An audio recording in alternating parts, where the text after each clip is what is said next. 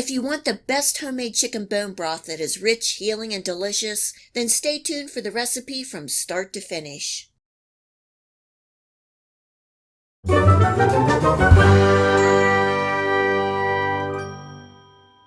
Believe it or not, chicken feet are great in making the best homemade chicken bone broth. The chicken feet contain a lot of small bones, tendons, and collagen and produce a rich broth that is guaranteed to gel. They also contain lots of minerals that help in detoxing and boosting your immune system. Chicken feet seem to be more and more available in grocery stores. I heard Walmart sells chicken feet, but I've not seen them. Another resource would be your local butcher shop.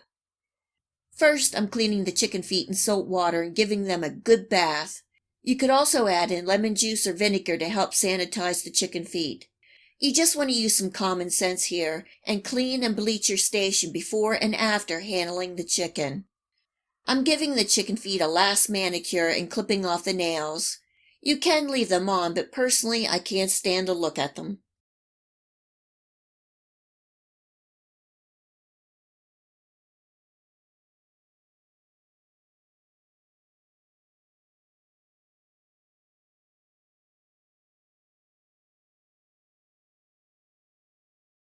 Since I have 2 packages of the chicken feet, I'm using my roaster. You could also do this on the stovetop, slow cooker, or in the Instant Pot. Pouring in 1 gallon of water and then adding the chicken feet. Now for the aromatics. I have a couple yellow onions that I washed and quartered and leaving on the skins. The onion skins give the broth a nice rich color. If you save onion skins in the freezer like me, now is the time to toss some extra in the broth. I have about 8 stalks of chopped celery including the leaves, and 6 diced carrots. I also have some fresh parsley in the fridge I needed to use.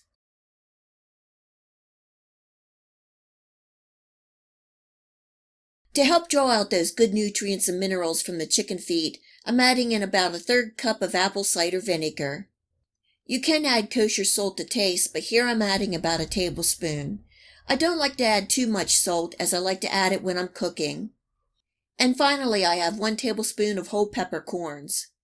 Topping with 1 more gallon of water and giving everything a good stir. Bringing this up to a low simmer and cooking for 6 to 8 hours, occasionally stirring.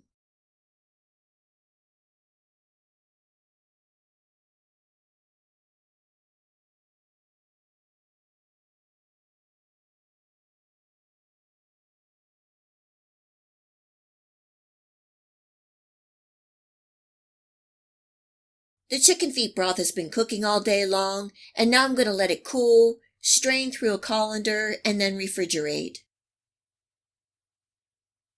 It's the next morning, and you can see the broth is gelled.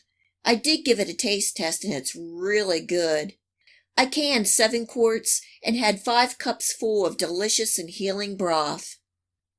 I'm always making bone broth from rotisserie chicken, but buying the chicken feet to make homemade bone broth is so worth it. I hope you give this chicken feet broth a try, and I know you won't be disappointed. And until next time, enjoy! If you like this video recipe, please hit the like and subscribe button. Remember to hit the bell next to the subscribe to make sure that you get my future video recipes. You can also find me on Facebook and at my website. Feel free to share this recipe and my channel with your friends and family. And until next time, much love!